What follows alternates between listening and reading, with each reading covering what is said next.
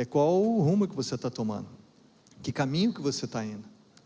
Porque se na vida nós estamos no fundamento certo, na direção certa, cada ação, cada escolha, cada passo, nessa direção vai nos fortalecer, vai nos permitir ouvir Deus, experimentar os seus milagres. E aqui eu queria só ressaltar a questão da importância dos relacionamentos.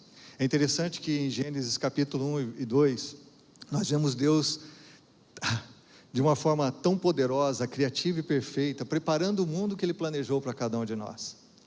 Um mundo extraordinário, um paraíso. E Ele cria cada parte da criação, e por 6 vezes nós temos essa declaração na Bíblia de que é bom, é bom. Então Deus no 6º dia, Ele usa toda a sua criatividade, todo o seu poder criativo para criar a coroa de toda a criação, a humanidade, que Ele cria para o seu louvor e para a sua glória. Então, quando Ele cria o homem, a expressão de Deus muda. Ele diz, é muito bom, é muito bom. Ele cria o homem e é muito bom. E aí Ele coloca esse homem ali para cuidar de tudo que Ele criou. Ele coloca esse homem, nós estamos falando de um homem que está com toda a intimidade com Deus, num mundo sem pecado, num mundo perfeito, realmente em plena harmonia com o seu Criador. Mas aí no verso 18, tem uma expressão, Deus vê uma coisa que não está tão boa, Deus vê uma coisa que não está exatamente como Ele desejava no seu coração. E eu fico pensando se é porque Ele deixou o homem sozinho, cuidar de tudo aquilo. Mas Deus diz assim, não é bom que o homem esteja só. Não é bom que o homem esteja só. Mais uma vez eu ressalto, Deus está falando disso, antes da queda, antes da entrada do pecado no mundo. E Deus está falando disso porque o homem foi criado para relacionamentos. Não só relacionamento com Deus, o seu Criador, mas também uns com os outros. Você sabe que o Deus Criador é um Deus em 3 pessoas, Ele vive em família, Ele vive em comunidade, e parte da imagem de Deus e do propósito de Deus para nós é que nós vivamos em relacionamento. Deus diz assim, eu vou criar uma auxiliadora, que lhe seja idônea, vou criar uma auxiliadora que lhe complete, Então você sabe na história bíblica que Deus põe o homem para dormir, então enquanto o homem dorme, Ele tira da costela, e aí Ele cria a mulher. E quando o homem vê a mulher, ele diz, uau! Essa é osso dos meus ossos, é carne da minha carne. Disse o poeta que Deus não criou a mulher da cabeça para ela não mandar nele. Também não criou dos pés para ele não pisar nela. Mas criou da costela, para que ela tivesse pertinho do coração para ser amada e debaixo do braço para ser protegida. Quando a gente olha ali que Deus pôs o homem para dormir, eu me lembro, acho que foi você, Marcelo, uma vez que falou que Deus colocou o homem para dormir porque o homem sabe de tudo. Para ele não ficar dando palpite, não é verdade? Porque se o homem está acordado na hora que Deus está criando, talvez ele ia pedir um pouquinho mais em cima, uma curvinha mais embaixo, ia ficar dando palpite ali, né? Então, Deus pôs um homem para dormir. E alguns brincam assim, nossa, o homem é a obra de arte de Deus, a mulher veio depois. Mas as mulheres argumentam, não, primeiro veio o rascunho, depois veio a obra de arte. O que eu quero só ressaltar aqui, é que a Bíblia diz que Deus, Ele preenche um vazio existencial do ser humano, esse vazio que ninguém mais pode alcançar dentro do nosso coração. Deus realmente preenche esse vazio. Como dizia Santo Agostinho, fizeste-nos para ti, ó Deus, nossas almas não encontrarão descanso enquanto não se voltarem para ti. Deus preenche esse vazio, esse anseio que é na nossa alma, o relacionamento com o nosso Criador. Mas é verdade que em Gênesis 2, nós vemos um outro vazio. É aquilo que nós podemos chamar de vazio humano. A necessidade por relacionamentos. A necessidade que nós temos de ter intimidade com o nosso semelhante. E aqui está o grande paradoxo, porque nós realmente ansiamos por relacionamentos. Nós realmente ansiamos por ter intimidade uns com os outros. E, obviamente, Gênesis 2 expressa todo tipo de relacionamento entre entre seres humanos, cujo casamento é o ápice. Nós desejamos isso, mas o grande problema é que nós também fugimos disso, por conta exatamente da queda. Aquele relacionamento perfeito que Adão tinha com seu Criador e que Adão e Eva passaram a ter após a criação de Eva, foi quebrado por causa do pecado. E hoje, apesar de nós termos também um vazio pelo outro, em busca do outro, nós fugimos desse relacionamento. Talvez você pergunte assim, por que homens que tiveram 24 horas num lugar, que a maioria deles nunca tinha estado, com pessoas que eles não conheciam, por que esses caras voltaram tão transformados? Eu tenho duas respostas para você. Primeiro, pela ação da graça de Deus, quando há um grupo reunido no seu nome, desfrutando da sua presença. Deus estava ali, agindo com a sua graça. Mas a segunda razão por que esses caras voltaram tão transformados, é porque eles puderam aprofundar o relacionamento. Mas você diz assim, 24 horas? Sim, eles puderam se conectar, homens com homens. Eles puderam abrir a alma, eles puderam falar de coisas que eles não falavam há anos, que estavam trancadas dentro deles. Nós dizemos assim, o que a gente fala nos valentes, fica nos valentes. Eles tinham segurança de abrir das suas lutas.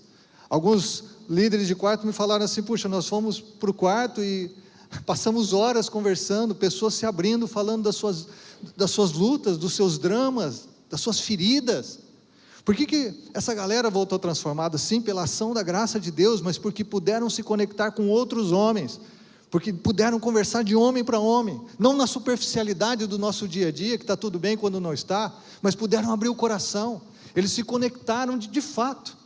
Na manhã, no outro dia, nós tivemos um momento em que nós reunimos esse grupo num topo, com uma vista maravilhosa. Ali tinha algumas cenas, e eu vi assim, o céu se derramou aqui, porque eu não posso falar tudo que a gente aconteceu ali, mas porque tinha um momento tão especial em que eles ficaram nos grupos, os grupos que eles foram formados ali, e a gente poderia passar horas vendo aquela cena, os caras compartilhando o pão, os caras falando livremente, sorrindo, dando boas gargalhadas, como se eles fossem amigos há anos.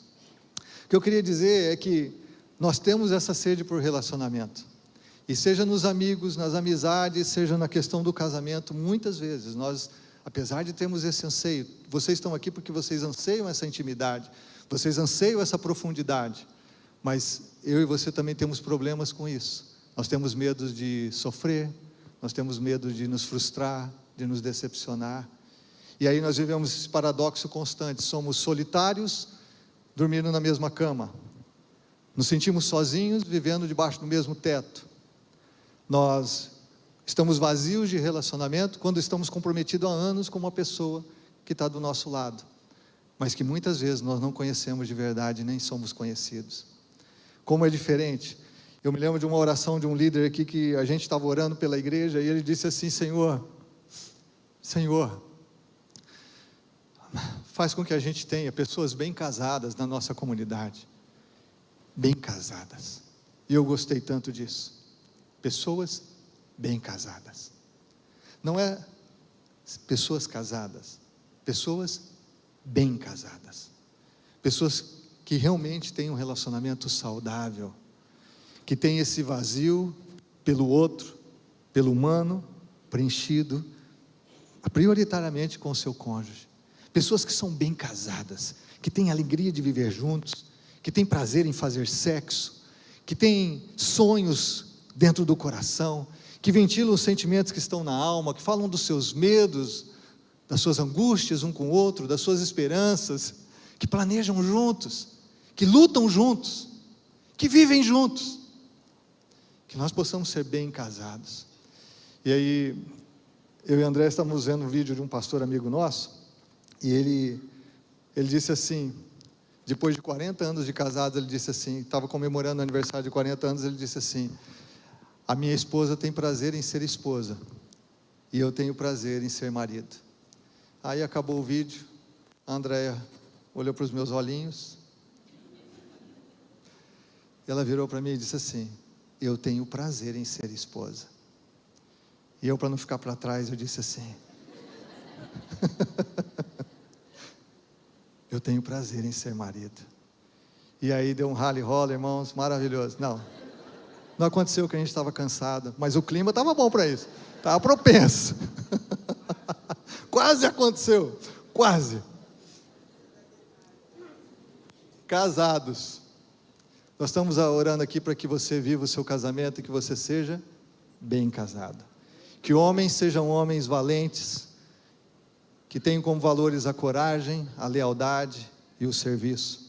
Que mulheres sejam essas mulheres auxiliadoras, que completam, que juntos trabalham em equipe, que servem a Deus, o seu Criador, que servem um ao outro, que servem suas famílias e servem a comunidade. Nós estamos aqui, irmãos, para buscar um Deus, para nos colocarmos na presença de Deus, para abrirmos o coração de um Deus que faz isso na vida da gente, que faz esse milagre. Esse é o maior milagre.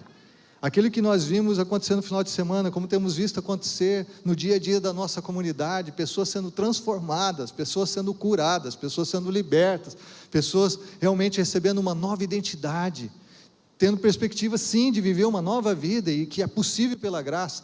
Isso é o maior milagre que a gente pode ver. Eu queria chamar aqui o pastor Marcelo Gomes. O pastor Marcelo quase me deu um susto, me pôs para orar hoje.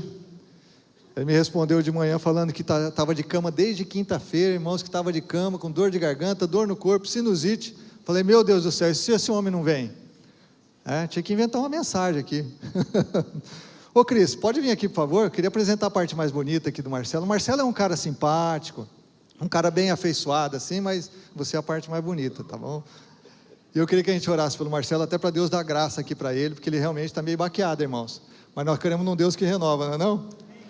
Senhor, obrigado pela vida do Marcelo, da Cris, obrigado por esse casal tão especial, obrigado por tudo que eles têm vivido em Ti e para Ti, e obrigado por tê-los conosco aqui nessa noite em família, em comunidade. Que, Senhor, pedimos a Tua bênção sobre eles, seus sonhos, seus planos, ó Deus, seu futuro, como também o seu presente, mas oramos que o Senhor os use cada vez mais para a sua glória, e oramos que o Senhor renove as forças do Marcelo aqui, dá-lhe saúde, dá-lhe realmente graça, e ó Deus, que ele realmente seja um instrumento nas tuas mãos nessa noite para cada um aqui, em nome de Jesus. Vamos recebê-los com uma salva de palmas, irmãos? Obrigado, Marcelo, Cris. Vou pegar uma mesinha ali. Deixa essa palavra, vou pegar uma mesinha. Pode deixar que eu ponho para ele, Cris. Obrigado. Um amigo me perguntou, como é que um cara como você se casou com uma mulher como ela? E eu disse para ele, eu orei muito e ela orou pouco.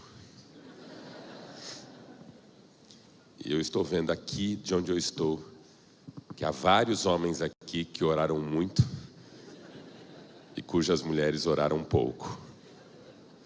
Cumprimento vocês na graça e na paz do nosso Senhor e Salvador Jesus Cristo. Antes de ler a Bíblia com você, apenas dizer que eu trouxe algumas unidades do meu livro Aprenda a Lidar com a Ansiedade. Esse é o meu primeiro livro. Ele agora está por conta da editora da nossa denominação, que é a Igreja Presbiteriana Independente. E ele tem ajudado muitas pessoas na luta contra a ansiedade, à medida em que apresenta quais são os fatores geradores de ansiedade. São geradores e intensificadores. A ansiedade é um sintoma. Ela se organiza a partir de algum desajuste na relação com a vida comum, em função de traumas, em função de conflitos, em função de determinadas experiências que estão na base desse quadro que a gente chama de ansiedade. Então esse livro vai te ajudar não apenas a lidar com os sintomas da ansiedade, mas com aquilo que gera e intensifica a ansiedade dentro de você. Outra coisa que eu gostaria que você soubesse, eu e Cristiane, aqui em Londrina, somos os coordenadores da formação em psicanálise pela Sociedade Psicanalítica do Paraná, que é uma sociedade fundada e dirigida por pastores. E nós teremos uma turma nova a partir de agosto desse ano. Então, se você tem interesse em saber mais sobre como é uma formação em psicanálise, de repente quer fazer essa formação conosco, vou pedir que você, ao final da programação, pegue com a Cristiane esse folder que tem as explicações, e também, se você tiver alguma dúvida, a Cristiane vai atender você sobre isso. Mas pense na possibilidade de fazer psicanálise com a gente. Você vai ver que esse curso vai te ajudar na sua vida pessoal, porque vai ser uma oportunidade de você, de algum modo, entender a si mesmo e os outros com quem você convive. Vai ajudar você na sua profissão atual, como a potencialização nos relacionamentos, na leitura do comportamento humano, e também pode ser uma atuação profissional no futuro, se assim você desejar. Então, ao final da programação, fale com a Cristiane e ela vai orientar você. E aí, tendo dito isso, quero convidar você a abrir sua Bíblia, por gentileza, no livro de Cantares. Nós leremos no 2º capítulo, versos 11 ao 14.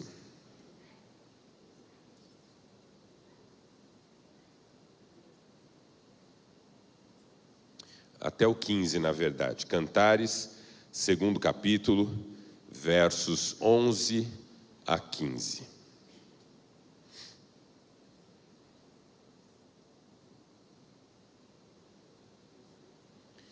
Veja, o inverno passou, acabaram-se as chuvas e já se foram. Aparecem flores na terra, chegou o tempo de cantar. Já se ouve em nossa terra o arrulhar dos pombos. A figueira produz os primeiros frutos, as vinhas florescem e espalham a sua fragrância.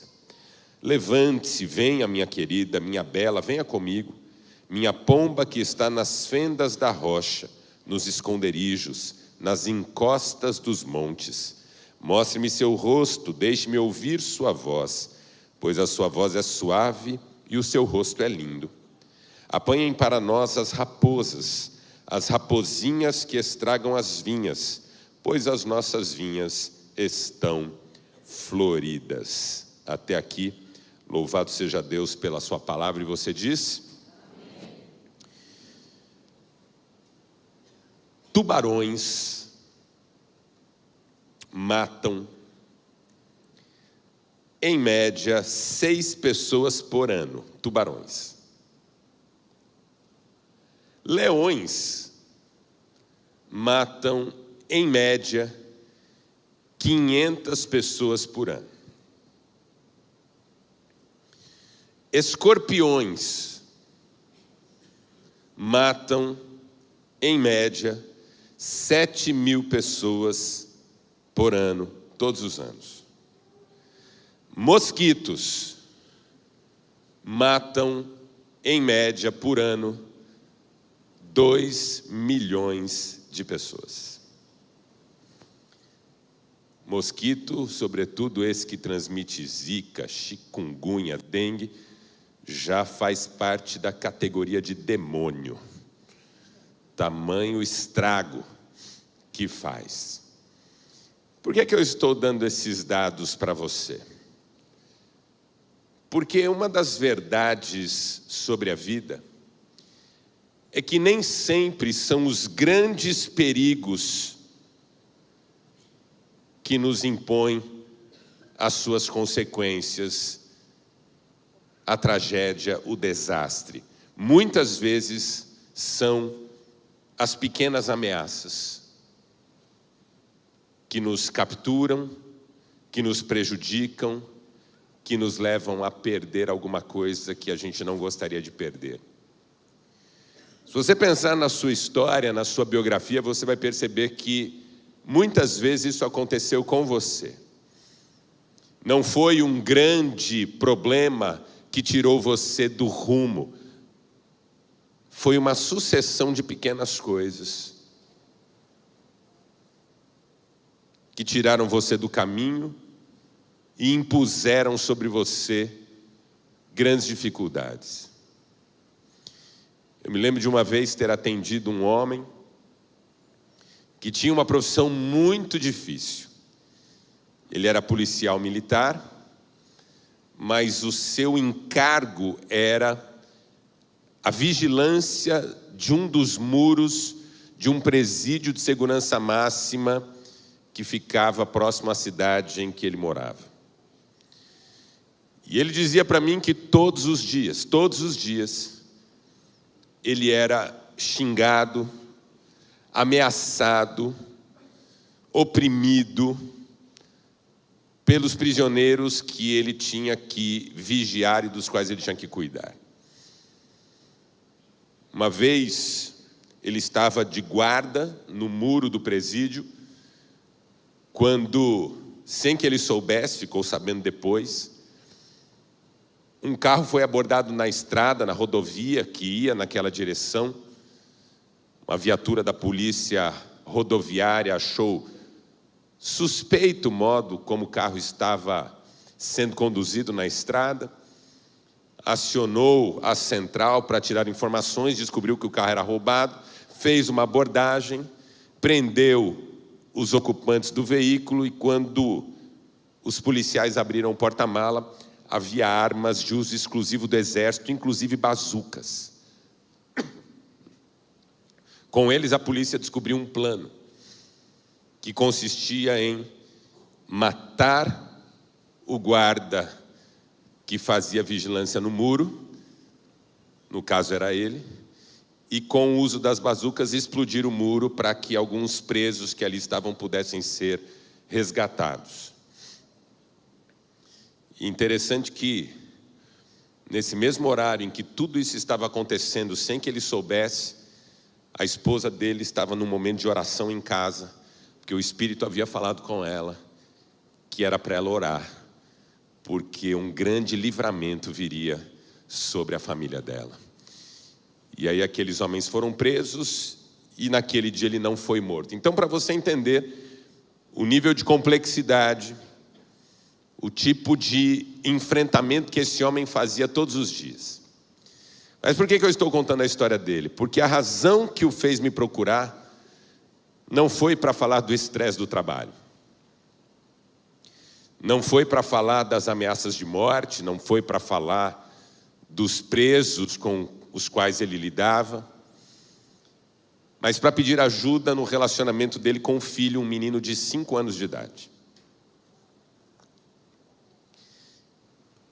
E uma das histórias que ele me contou sobre a relação dele com o filho foi que naquela semana, ele chegou em casa depois de um dia extenuante de trabalho, sentou-se no sofá e quando o menino viu que ele havia chegado, o menino estava comendo na cozinha, não teve dúvidas, pegou o seu pratinho de comida e foi até a sala para se sentar ao lado do pai.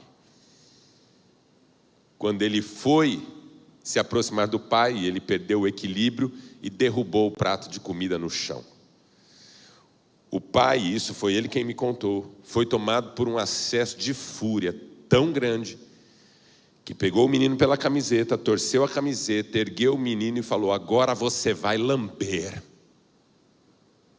E jogou o menino no chão, que apavorado, olhos arregalados, foi na direção da comida para lambê-la. Nesse momento, ele foi tomado por uma consciência do monstro que ele estava se tornando na vida do filho. Pegou o filho, abraçou o filho, pediu perdão para o filho e foi parar na igreja para pedir ajuda, para ser um pai melhor. Porque os desafios que o estavam fazendo desmoronar não eram os grandes, eram os pequenos. Não foram as grandes coisas que o fizeram se sentir um monstro, foram os detalhes. Eu aconselho pessoas há 30 anos, trabalho com isso pastoralmente e profissionalmente como psicanalista. Já atendi mais de 10.000 pessoas com horário marcado. Raras vezes percebi que grandes problemas estavam destruindo a vida das pessoas. Na maioria das vezes, a conclusão era que pequenas coisas estavam acabando com tudo. Eu tenho a impressão de que não são os grandes traumas que terminam uma relação. Os grandes traumas podem terminar uma relação. Tubarões matam 6 pessoas por ano. São poucas, mas são 6. leões matam 500. Os grandes problemas são perigosos. Mas não são eles que destroem a maioria dos casamentos. A maioria dos casamentos não acaba por causa de um adultério, embora um adultério possa acabar com o relacionamento. Não acabam por causa de uma bancarrota financeira, embora uma bancarrota financeira possa acabar com o casamento. A maioria dos casamentos terminam aos poucos, por pequenas coisas que vão se avolumando. Não é o mesmo mosquito que mata 2 milhões de pessoas por ano. São inúmeros que estão por aí, se contaminando e nos contaminando, e contra os quais muitas vezes a gente não tem defesa, porque nem sequer pensamos nisso no nosso dia a dia. O que eu quero dizer para você nessa noite é que o seu casamento durará tal como você imagina que ele deve durar, se você lutar contra os grandes perigos que o ameaçam, mas também contra as pequenas coisas que podem miná-lo aos poucos. É por isso que eu li o texto que eu li com você em Cantares, porque ele faz uma sugestão muito prática para quem ama. Apanhe as raposinhas que destroem a vinha, porque a nossa vinha está em flor. Interessante essa figura. O problema das raposinhas é que as cercas não eram suficientes para elas. Elas passavam por entre os espaços. Localizá-las na vinha não era fácil, porque elas se escondiam com muita facilidade. Comiam a vinha em flor, o que prejudicava a produção da vinha no momento oportuno. Se eu quero ter um casamento saudável, eu preciso apanhar as raposinhas, cuidar dos detalhes, fazer o dever de casa naquilo que é corriqueiro. Uma pessoa não se torna infeliz porque aconteceu uma grande tragédia na sua vida. Ela se torna infeliz na maioria das vezes por causa desses pequenos desgostos, essas frustrações do dia a dia que vão se avolumando, e um dia a pessoa olha para a sua própria vida e não gosta da vida que ela vive. E aí talvez você esteja se perguntando: quais serão as raposinhas que eu preciso capturar? Quais são as pequenas ameaças que no final das contas se tornam grandes e às vezes até maiores? Tubarões matam 6 pessoas por ano, mosquitos matam 2 milhões. Se alguém perguntar o quem é mais perigoso, um tubarão ou um mosquito, certamente o outro responderá um tubarão. Mas na prática, a questão é outra. É sobre as pequenas coisas que nós não deveríamos deixar que nos prejudicassem como prejudicam.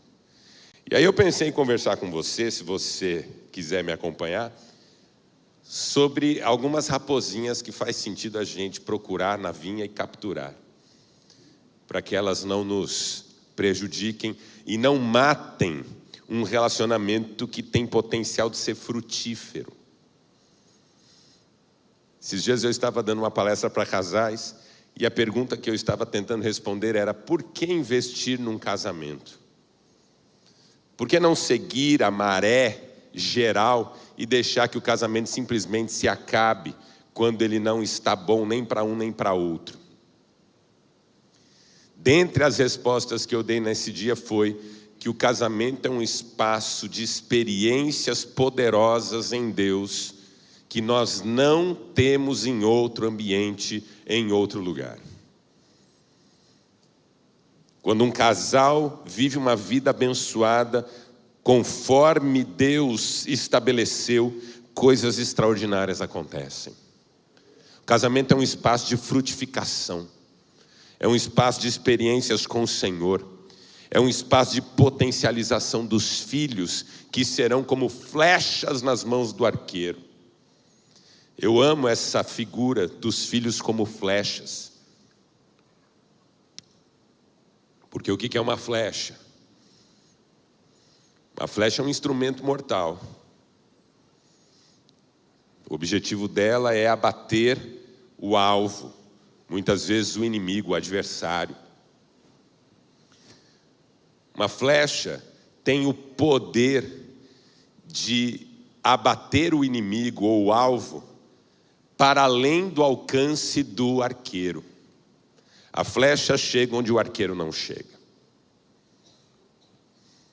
Há um outro instrumento que também é mortal, que também tem como objetivo abater a caça, o alvo, o adversário, o oponente, o inimigo, que é a espada. A diferença entre a flecha e a espada é que a espada não sai da mão do guerreiro. O alcance da espada é o alcance que o braço do guerreiro permite que ela tenha. Quando a Bíblia diz que os nossos filhos são flechas, ela está dizendo que nós criamos nossos filhos para serem quem Deus quer que eles sejam. Eles serão flechas nas nossas mãos, mas tem casais que fazem dos seus filhos espadas. Não sai da mão de jeito nenhum.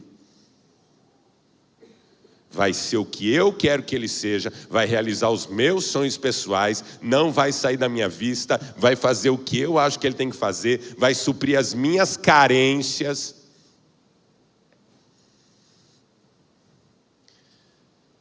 Deus não fez seu filho para ser sua espada.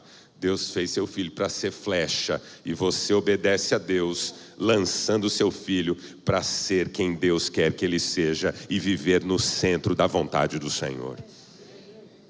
Flechas. Casais saudáveis criam os filhos para serem flechas.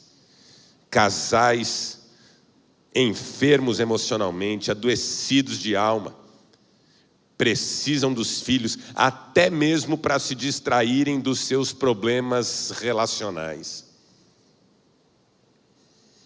O filho acaba virando bode na sala. Você conhece a história do bode? O casal foi procurar o terapeuta. Doutor, a gente não está se dando, nosso casamento é uma droga, estamos pensando em separar, o senhor é a nossa última opção. Contaram tudo o que estava acontecendo. O terapeuta pensou e falou: eu tenho uma ideia. Comprem um bode. O casal falou: que terapia maluca é essa? Por que nós vamos comprar um bode? Vocês não confiam em mim, não vieram me procurar? Comprem um bode. Mas doutor, comprem o raio do bode. E o que nós vamos fazer com o bode? Levem para casa. Cuidem dele, alimentem ele. Depois de umas semanas vocês voltam. Passou quase um mês, o casal volta. Compraram o bode? Compramos. E aí? E aí que o bode é o cão. É um demônio na nossa casa. Come tudo, faz sujeira em tudo, está acabando com a nossa vida. O bode está nos deixando loucos. Por que o senhor mandou a gente comprar um bode? O terapeuta pensou e falou: façam o seguinte, vendam o bode. Como assim vender o bode, doutor? Que história é essa? Manda comprar o bode, agora manda vender o bode? Porque se vocês venderem o bode, vocês vão voltar aos problemas que vocês tinham antes do bode. A mulher falou assim: mas sabe que eu gosto do bode já? Já demos um nome para ele. Qual é o nome? Chama Carlos.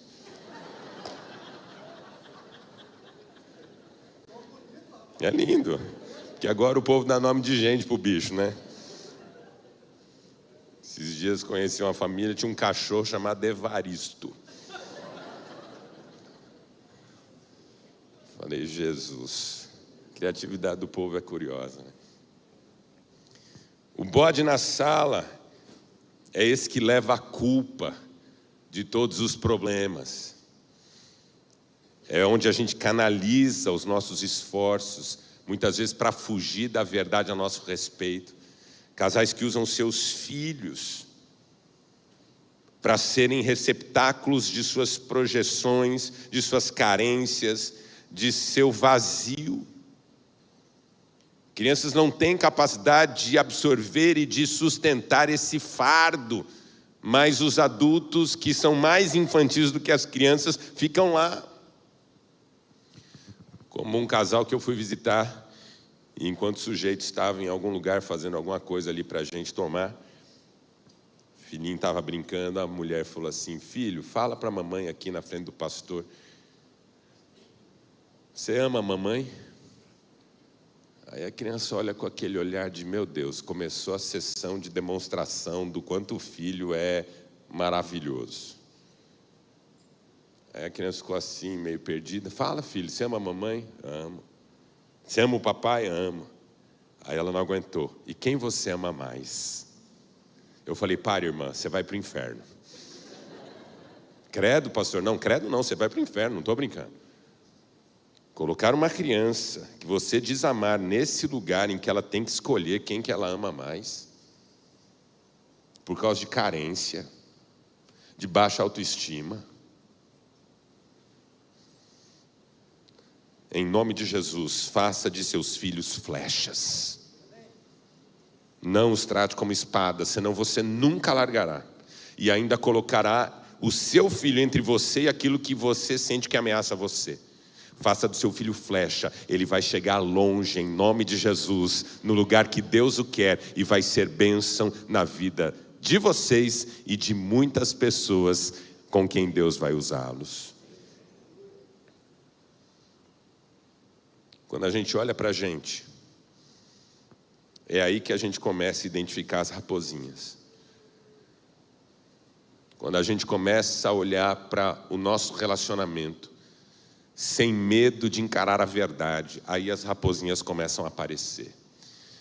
E eu vou falar de 4 grupos de raposinhas bem rapidamente. Não vou cansar muito você, e até porque eu acho que eu não vou aguentar muito tempo aqui com essa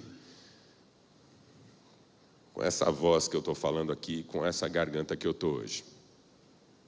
Primeiro grupo de raposinhas que você precisa identificar e capturar e tirar da sua vinha o mais rapidamente possível é o grupo das idealizações do dia a dia. Diga: idealizações do dia a dia. São raposinhas terríveis. Qual que é o problema da raposinha? É que quanto menor, mais bonitinha ela é. A raposinha não é assustadora. E a gente tende a não considerar que ela seja um mal. Assim acontece com as nossas idealizações diárias, cotidianas, corriqueiras. Nós achamos que são boas, mas elas estão minando o nosso coração e nos impedindo de viver em plenitude. O que é uma idealização? Uma idealização é uma construção de uma vida tão maravilhosa, tão plena, tão perfeita, que vai me colocar no lugar que eu nunca me senti, esse lugar em que os outros me valorizam, me respeitam, me reconhecem e me amam. Uma pessoa idealiza porque ela não quer apenas viver, ela quer que a sua vida seja admirada, aplaudida, valorizada e reconhecida pelos demais. Uma idealização é uma construção, muitas vezes inconsciente, de um eu ideal, que tem uma vida ideal, que tem experiências ideais e que por isso tem valor. E se isso sempre foi um problema na história da humanidade, é um problema ainda maior hoje, em que as nossas idealizações são insufladas pelo nosso consumo da vida dos outros. Seja pela televisão, seja pelas redes sociais, seja pelas trocas de mensagens no WhatsApp, seja pelas conversas, seja pelas comunidades que frequentamos. Nós estamos sempre tentando mostrar para os outros que temos uma vida com algum nível de idealização. Quando isso vai para o casamento, o que a gente idealiza? O casamento perfeito. A pessoa que vai sempre nos tratar como nós queremos ser tratados, que vai sempre nos corresponder, nos compreender, nos ajudar. O nível de idealização nos casamentos é um nível hard, como dizem os jovens. Por quê? Porque espera-se do outro que ele seja tudo aquilo que me falta. Para eu me sentir melhor, não na relação com ele, mas comigo mesmo. Estava comentando esses dias numa palestra que o nível de idealização no casamento já começa na cerimônia do casamento.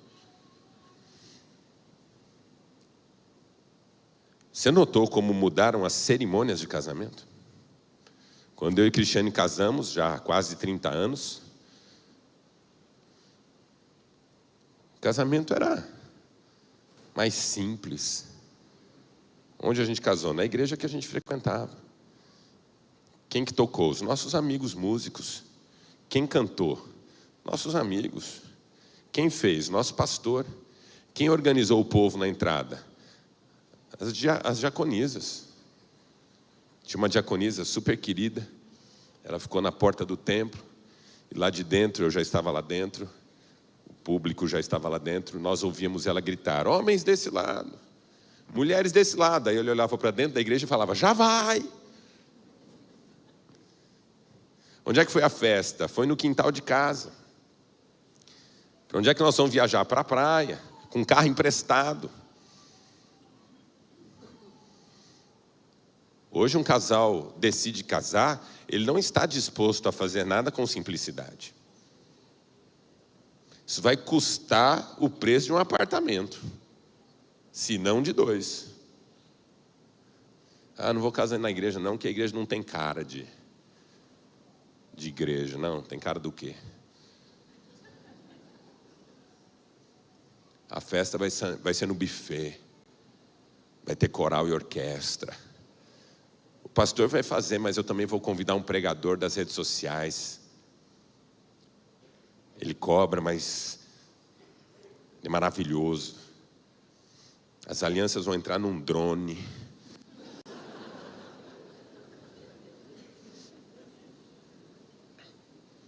A lua de mel vai ser em Paris, Dubai.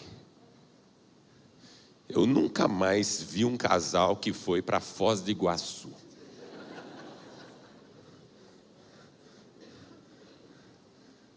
Nunca mais vi.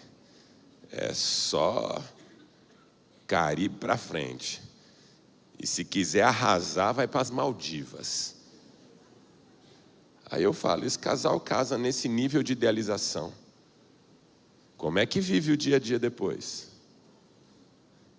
Primeira semana em casa, já começa o real invadindo o espaço do ideal.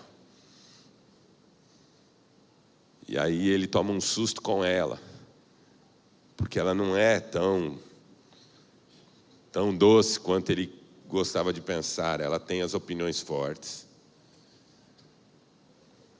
Ela não quer fazer tudo por ele.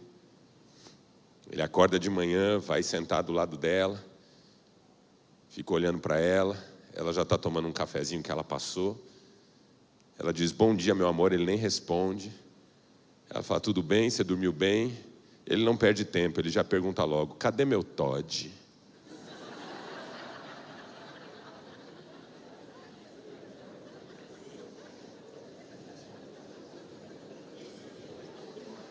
Eu estou olhando daqui para ver quem que é o povo do Todd.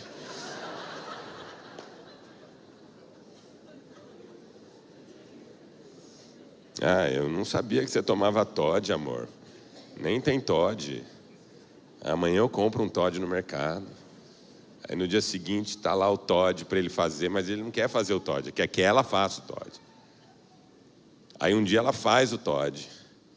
Aí dá na mãozinha dele. E ele toma.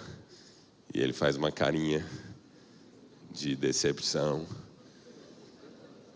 Não tá bom, amor? Ah, não tá do jeito que a mamãe fazia para mim. Que a mamãe bate no liquidificador, o Todd. Eu tô vendo todo o povo do Todd daqui, eu tô vendo todo o povo do Todd.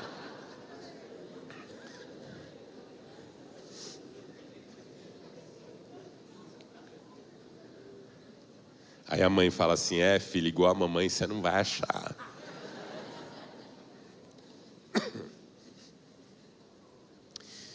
Sabe onde os maridos têm sucumbido em termos de idealização no casamento? Não se choque com o que eu vou falar. Pornografia. Uma das causas psíquicas para a compulsão em pornografia está relacionada ao nível de idealização que a gente tem do relacionamento sexual, sobretudo.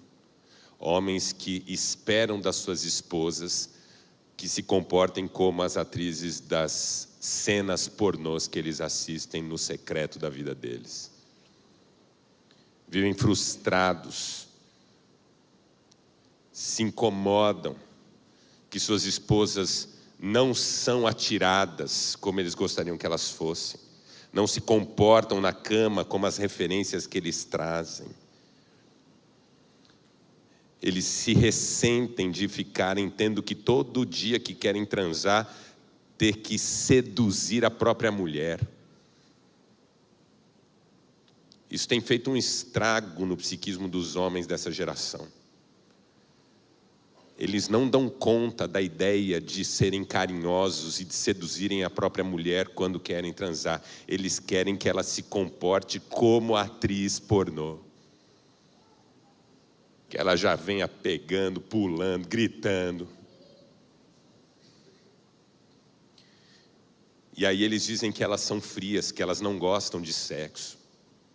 Irmão, nossas mulheres gostam de sexo mais do que nós. Elas não gostam do que a gente oferece. A gente acha que vai chegar chegando, já enrijecido, e ela já toda afim, e que a gente vai fazer lá 5 minutos de movimento, e que ela vai nos abraçar e agradecer a Deus pelos homens maravilhosos que nós somos. Isso não vai rolar. A idealização está aqui consumindo a relação. Minha mulher não é como eu queria que ela fosse. Ela não me abraça em público. Eu ouço homens na minha clínica dizendo isso. Ela não me abraça em público. Ela não me faz parecer o cara mais bem-sucedido da vida. Ela quer que eu agrade ela. Marcelo, pelo amor de Deus, nós somos casados há 15 anos. Por que eu tenho que ficar fazendo um monte de esforço para ela dar para mim?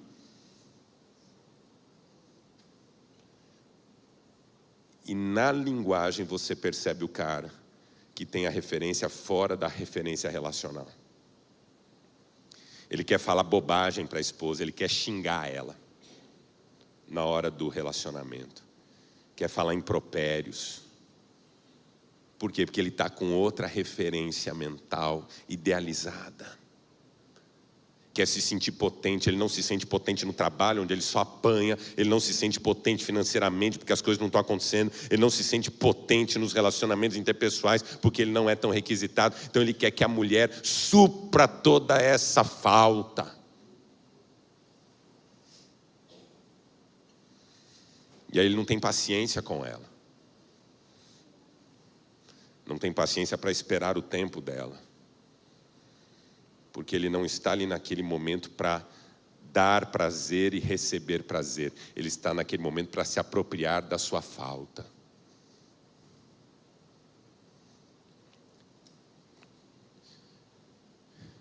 Eu não vou falar da minha vida sexual com a minha mulher, porque ela já falou para mim quando o Carlos estava aqui, não faça isso.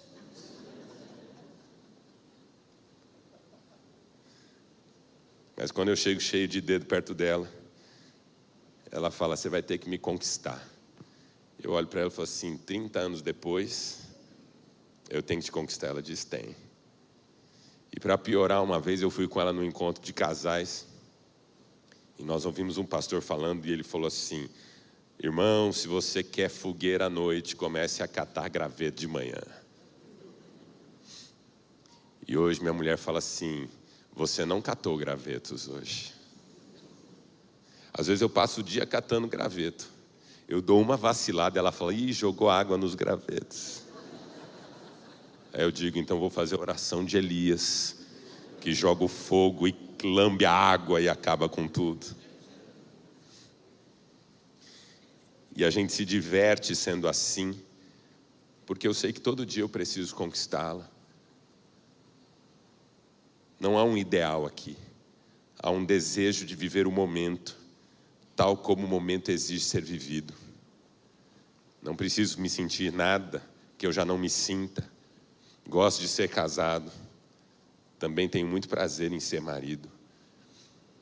Tenho prazer em ser marido dessa mulher. Está tudo bem se eu preciso tratar ela com mais carinho do que eu estava disposto por estar, de repente, com pressa. Não é um problema. Isso não fala sobre o quanto ela me ama ou deixa de me amar. Fala sobre o quanto é gostoso viver esse momento prazeroso para os dois. Nas minhas idealizações, o prazer é só meu. Homens que idealizam a vida sexual, eles esperam ter prazer sozinhos. Porque na cena que eles assistem, é assim que é. É tudo sobre a mulher dar prazer para eles. E elas têm prazer quase que no piloto automático. Idealizações.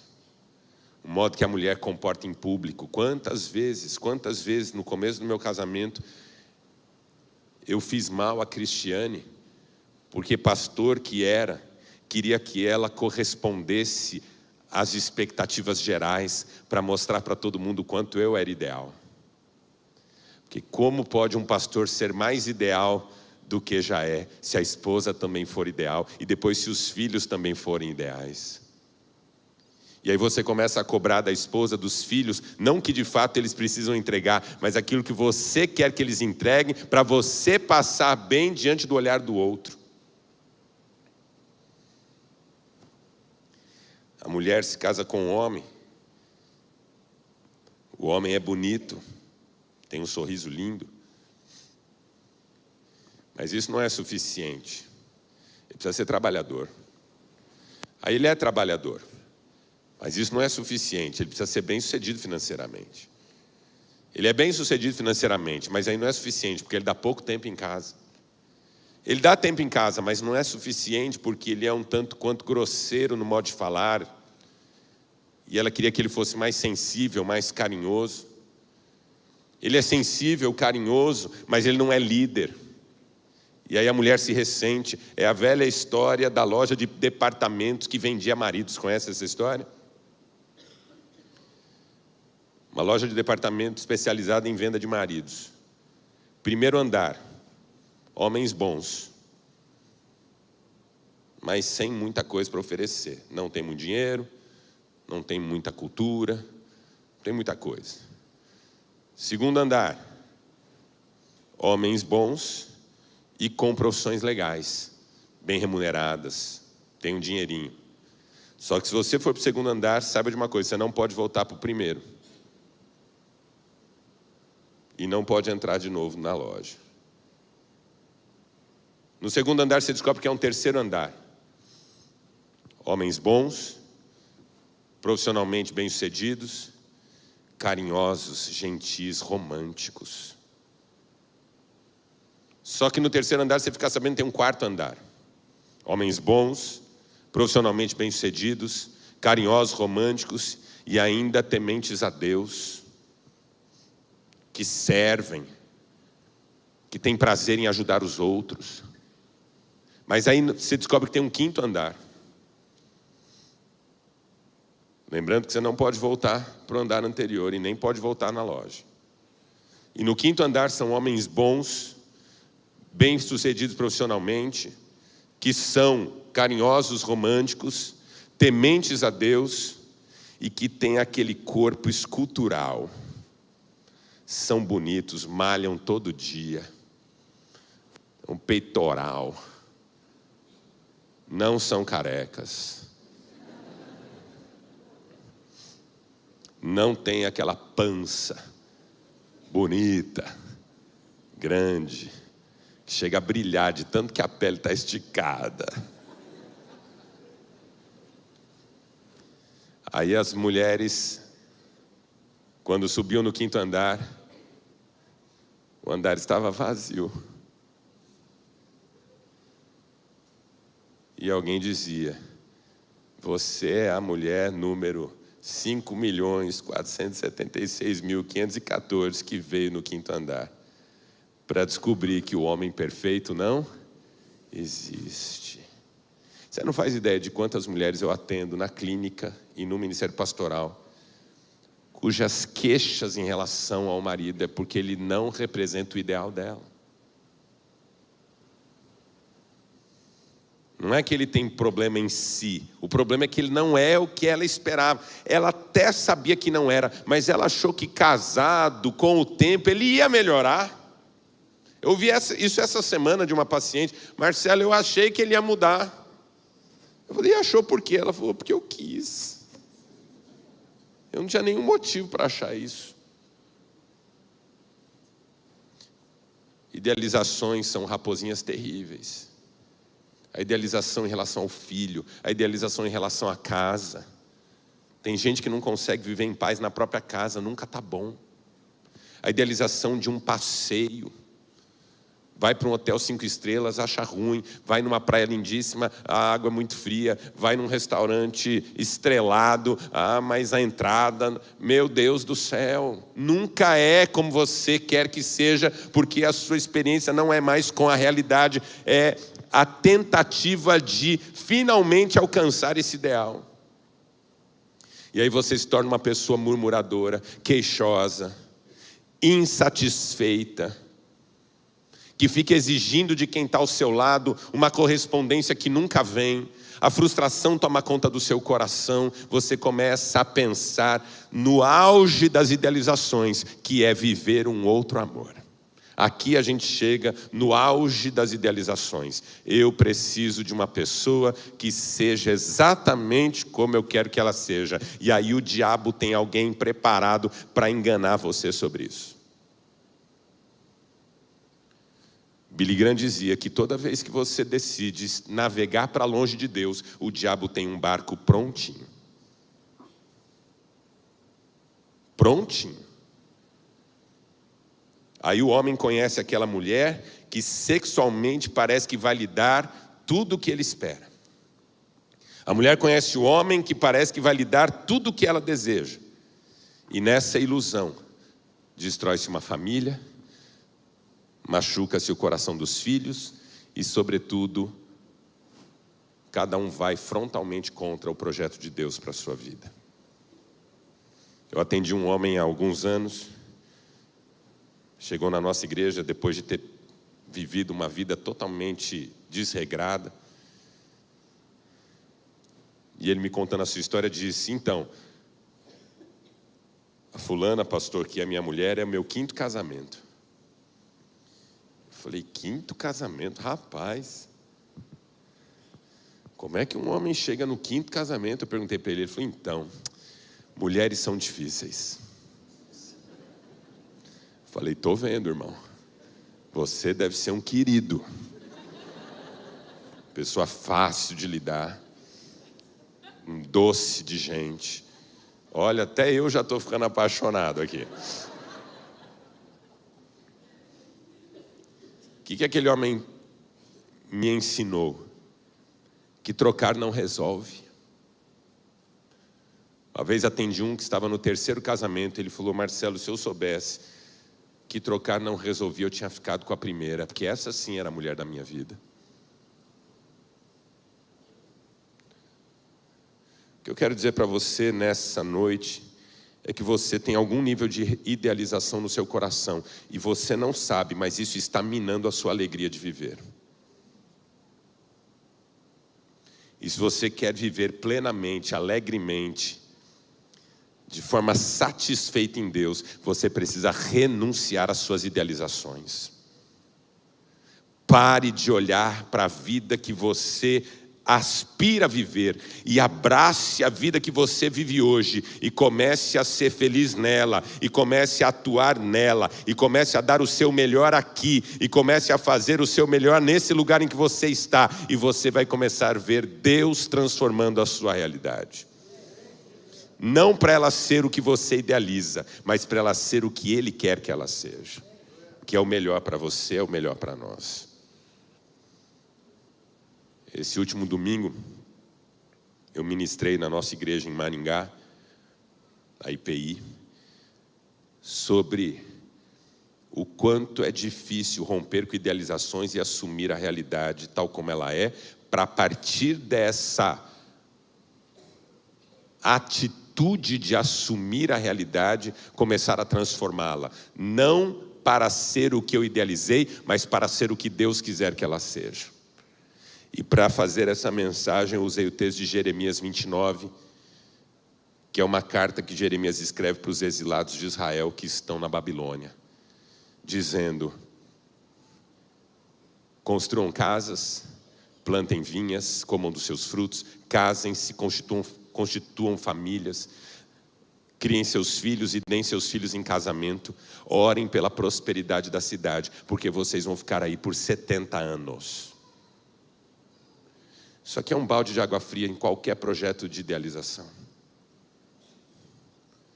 O que Jeremias estava dizendo era: vivam onde vocês estão agora, sejam o melhor que vocês podem ser, ainda que não seja o que vocês gostariam. Porque aí Deus vai abençoar vocês, e vocês vão ser felizes no lugar onde vocês não se viam. Deixa eu dizer algo para você, casal que aqui está. Eu não conheço a sua luta, a sua dor, a sua frustração, mas eu sei que todo casal que está aqui nessa noite tem um potencial infinito de ser absolutamente feliz. Mas para isso vai precisar pegar todos os pacotes de idealização e jogar no lixo. Põe fogo, irmão. E comece a dizer: Senhor, essa é a minha mulher, esses são os meus filhos, esse é o meu trabalho, essa é a minha igreja, essa é a minha vida. Me dá sabedoria, graça, unção, coragem, poder espiritual, para que eu seja o melhor que eu possa ser com cada um, em cada ambiente, para a tua glória. E aí, se a minha mulher exige que eu a conquiste todos os dias, eu a conquisto todos os dias. Se os meus filhos exigem que eu os eduque todos os dias, eu os educo todos os dias. Se o meu salário não é o salário que eu queria, eu não fico mais pensando qual o salário que eu queria. Eu começo a dizer para Deus: me dá sabedoria para administrar. E eu tenho certeza que quando eu for o melhor administrador, o Senhor abrirá novas comportas. Muitas vezes você não trabalha o tanto que você devia trabalhar, com a alegria que você devia trabalhar, porque não é o que você queria. Deixa eu dizer algo para você: nunca será, ok? Nunca será. Agora, o dia que você pegar o seu trabalho do jeito que ele é, com as pessoas que estão lá, e abraçar isso, e dizer: Senhor, me faz o homem, a mulher que o Senhor quer que eu seja aqui. Vou dar o meu melhor. Ah, mas o salário não compensa. Não é pelo salário, é por ti. Porque o Senhor me colocou aqui. Vou fazer desse espaço meu espaço de serviço ao Senhor. Como Paulo diz: faça para o Senhor e não para homens. Você vai ver Deus prosperar você de um jeito que você não imagina. Porque Deus abre a torneira à medida em que a gente aumenta o balde, entendeu? A viúva virou a jarra de azeite até a última vasilha que ela conseguiu pegar.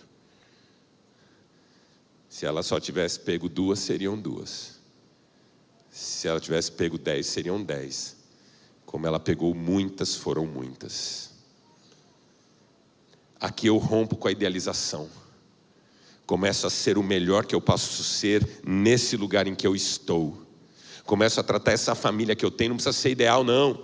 Não vou mais comparar minha mulher com a mulher do outro. Não vou comparar meus filhos com os filhos dos outros. Não tenho essa família para pagar de feliz para ninguém. Meu carro não é para dizer para o outro se eu sou bem sucedido ou não. Minha casa não é para dizer para o outro se eu ganho dinheiro ou não. A vida que eu tenho foi Deus que me deu e eu quero usá-la para a glória dele. Quando eu rompo com as idealizações, eu saio do lugar da murmuração e vou para o lugar da gratidão. Eu saio do lugar de uma espera que nunca se satisfaz para esse lugar em que eu digo: o Senhor é meu pastor e nada me falta.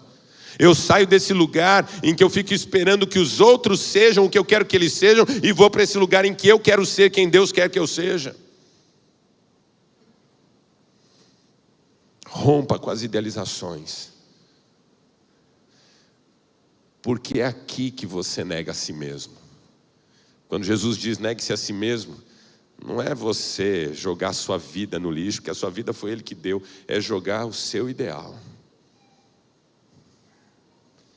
E você vai começar a experimentar uma felicidade que você nunca sentiu. Segundo grupo de raposinhas, eu vou só pontuar agora. É o grupo dos ressentimentos que a gente não elabora. Diga, ressentimentos não elaborados. Porque casamento é um lugar em que a gente começa a guardar ressentimento. Porque como não é o ideal, eu começo a me ressentir. O problema do ressentimento é que ele vira vitimismo. O problema do vitimismo é que ele vira desejo de dar o troco. E o problema do desejo de dar o troco é que ele vira burrada. Entendeu a ordem? Minha mulher não é do jeito que eu queria que ela fosse. Ela não me ajuda no meu projeto de ser o meu próprio ideal. Eu fico magoado com ela. Essa mágoa se transforma em vitimismo na sequência. Eu começo a dizer, eu faço tudo por ela. Quer conhecer um marido vitimista, uma esposa vitimista, ele começa a dizer, eu faço tudo por todo mundo, o tempo todo. Essas frases totalizantes. E o outro não me dá nada. Não faz nada por mim. Conheci um homem vitimista. Ele me falava do quanto a esposa dele era terrível. E ele falou tantas coisas que eu fiquei pensando. O diabo teve uma filha e o cara casou com a moça. Que era ruim. Pai do céu, como era ruim.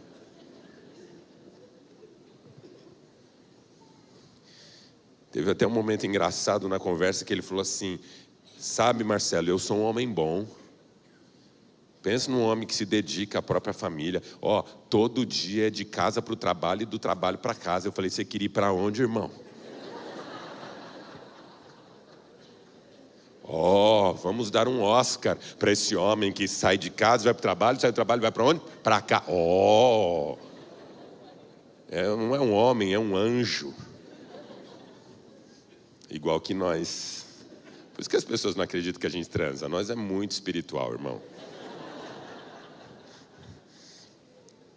Em Maringá, quando eu fazia os encontros de mulheres e de homens, as mulheres à tarde, os homens no fim da tarde, um dia uma senhorinha me abraçou e falou assim, pastor, tão bonito ver o senhor à tarde com as mulheres, à noite com os homens, porque pastor não tem sexo, né?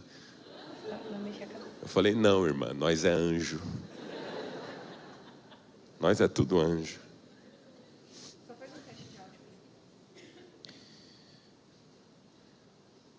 Maridos vitimistas, esposas vitimistas, estão sempre dando demais e recebendo de menos.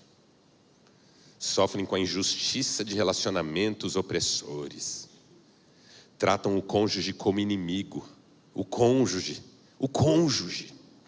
que está do teu lado faz anos, pagando o preço de ser parceiro, parceira teu, tua, e vira inimigo por causa do vitimismo.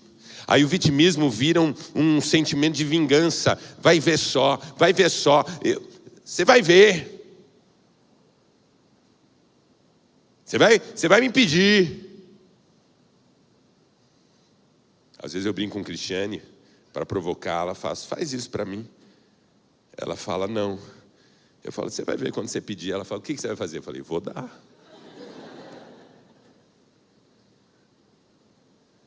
Essa coisa amargurada, eu ainda vou te dar o troco disso que você me faz sofrer. E aí uma hora isso vira desculpa para a maior burrada que a gente vai fazer na vida. Porque aí o homem vitimista vai tentar convencer a todo mundo, mas especialmente a si mesmo, que ele traiu a esposa porque ela não comparecia. Pastor Jeremias Pereira postou hoje na internet, a responsabilidade do adultério é exclusiva do infiel. É o vitimista que quer fazer parecer que a culpa é do outro. Porque ainda que o outro tenha errado comigo, isso não me dá o direito de ser diferente do que Deus quer que eu seja. É o vitimista que usa essa lógica. Cuidado com a raposinha do ressentimento. Se alguma coisa não está legal, fale, trate, procure ajuda, mas não deixe isso fermentar dentro de você. Ressentimento vira vitimismo, vitimismo vira desejo de dar o troco, o desejo de dar o troco vira o combustível da maior burrada que a gente vai fazer na vida. Quem está entendendo o que eu estou dizendo nessa noite? Terceiro grupo das raposinhas é o grupo das concessões éticas e morais que nós fazemos. Diga, concessões éticas e morais que nós fazemos no dia a dia. São as concessões suaves, pequenas mentiras. Onde é que você estava, amor? O que você estava fazendo? Aí eu já saco uma pequena mentira, porque a mentira, ela tem essa missão, segundo o meu entendimento, de dispersar o problema. Se eu falar a verdade, o problema se instala. Se eu mentir, o problema desaparece.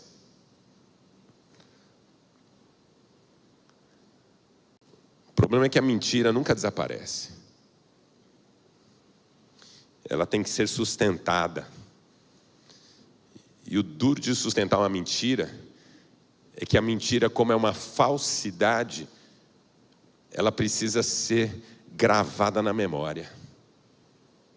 Se eu minto para você e você me aborda 30 dias depois, me questionando sobre esse dia, eu preciso lembrar o que eu fiz e o que eu falei. Isso não acontece com a verdade. A verdade é verdade hoje, amanhã, daqui a 200 anos. Eu sempre vou lembrar porque é a verdade, não depende só da minha memória. É a verdade. A pessoa que mente, ela começa a construir uma vida paralela que ela sustenta ao custo de muito esforço psíquico, que vai faltar em lugares importantes. E cedo ou tarde a pessoa vai cometer o ato falho. Atendi um homem que veio me procurar porque ele queria muito resgatar o casamento, a mulher o havia abandonado. E ouvindo sobre as razões pelas quais ela o havia abandonado, ele falou, então, Marcelo, problema mesmo foi um dia que ela achou um comprovante de cartão de um motel dentro do carro, de um dia que eu saí dizendo para ela que eu estaria com amigos. Primeira coisa que eu perguntei, mas você estava com os amigos? Ele falou, não, estava com uma moça. Eu falei, ufa.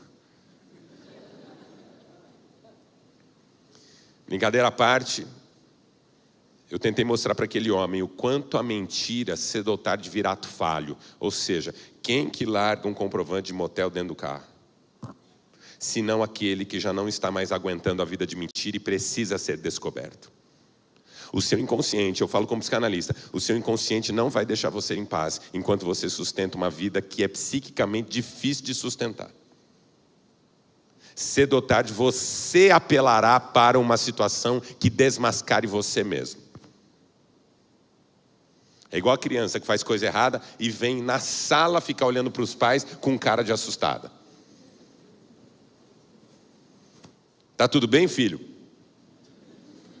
Você fez alguma coisa? Ou seja, por que ele veio na sala? Para se denunciar. O inconsciente não suporta esse gasto psíquico que você faz para sustentar a vida dupla, para sustentar mentira, para apagar rastro. Cedo ou tarde ele vai pôr isso na mesa. Por isso que a Bíblia diz, não só por isso, mas também por isso a Bíblia diz que não há nada oculto que não seja revelado. A gente não consegue guardar. Uma hora a gente joga no ventilador. Cuidado com as pequenas concessões de caráter. E eu falo para as mulheres, você quer pegar teu marido na mentira? É só fazer pergunta rápida. E fica atenta na resposta, porque quem está mentindo responde a pergunta com a mesma pergunta. Tipo, onde é que você estava? Onde é que eu estava? Pronto. Isso é hora de chegar. Isso é hora de chegar. Você não estava com aquela fulana, né? Eu estava com aquela fulana. O cara que responde a pergunta, repetindo a pergunta, alguma coisa está errada. Ou ele é burro. No caso, 3% das pessoas em situação assim é burra. 97% tomou um susto. E está procurando, enquanto repete a pergunta, uma resposta que faça sentido. E por último,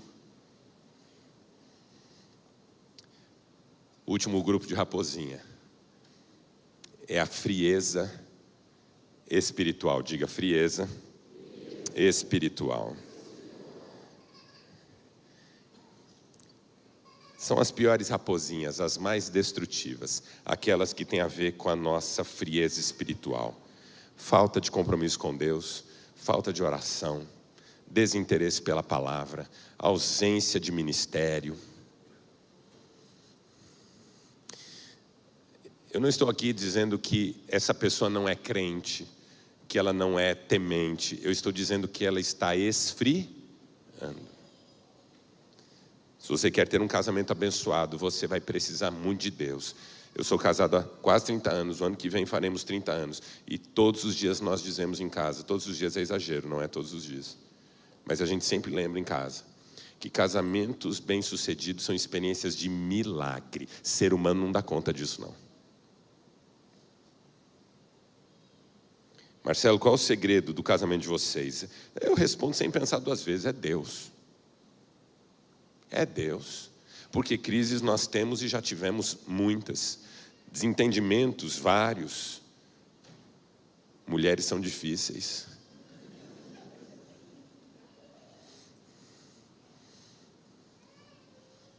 Desgastes.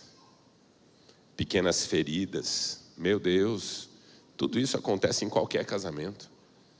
Mas por causa de Deus, a gente ressignifica, elabora, perdoa, corrige, faz conserto, toca adiante, porque o Senhor está nisso.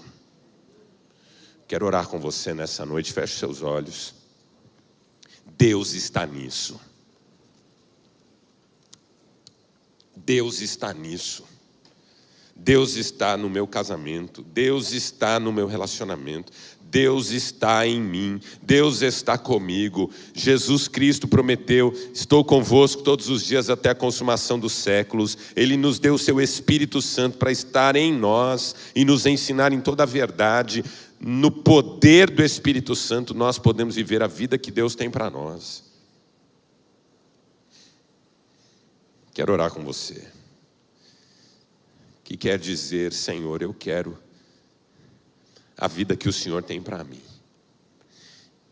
Nessa noite eu renuncio aos meus ideais, às minhas idealizações, às minhas fantasias de realização, o meu compromisso com a minha imagem, com o meu sucesso, com as aparências. Nessa noite eu renuncio ao olhar dos outros, aos aplausos, aos reconhecimentos, à valorização. O que eu preciso é ser quem Tu queres que eu seja e viver o que Tu queres que eu viva.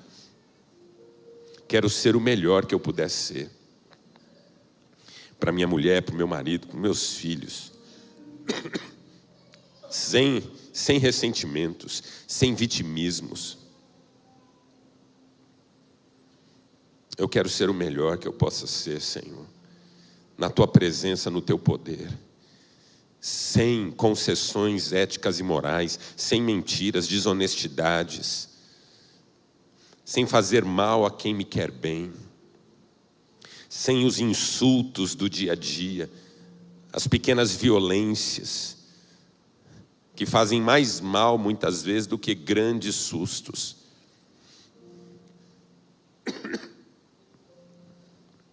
Eu quero ser uma pessoa melhor. Não deixa a frieza espiritual tomar conta do meu coração.